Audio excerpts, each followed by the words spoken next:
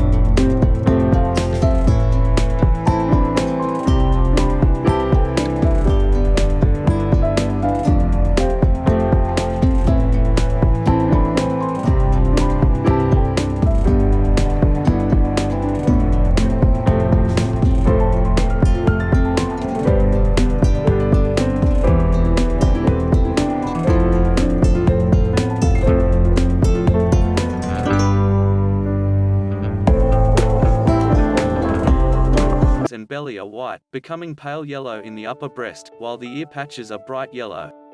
The upper mandible of the 8 cm long bill is black, and the lower mandible can be pink, orange or lilac. In juveniles, the auricular patches, chin and throat are white, while its bill is black. Emperor penguin chicks are typically covered with silver-gray down and have black heads and white masks. A chick with all-white plumage was seen in 2001, but was not considered to be an albino as it did not have pink eyes. Chicks weigh around 315 grams after hatching, and fledge when they reach about 50% of adult weight. The emperor penguin's dark plumage fades to brown from November until February, the Antarctic summer, before the yearly molt in January and February. Molting is rapid in this species compared with other birds, taking only around 34 days.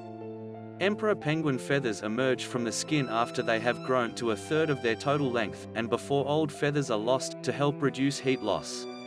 New feathers then push out the old ones before finishing their growth.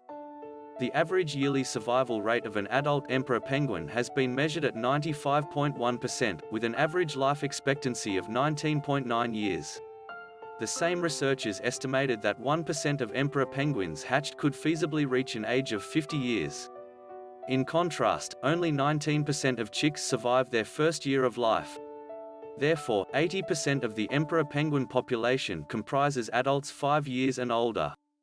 Vocalization.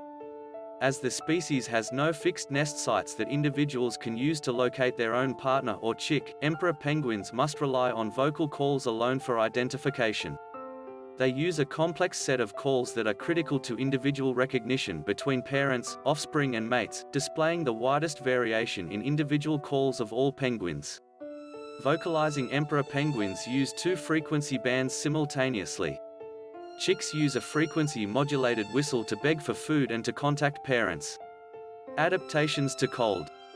The emperor penguin breeds in the coldest environment of any bird species. Air temperatures may reach -40°C, and wind speeds may reach 144 km/h. Water temperature is a frigid -1.8°C, which is much lower than the emperor penguin's average body temperature of 39°C. The species has adapted in several ways to counteract heat loss. Dense feathers provide 80 to 90% of its insulation, and it has a layer of subdermal fat which may be up to 3 cm thick before breeding.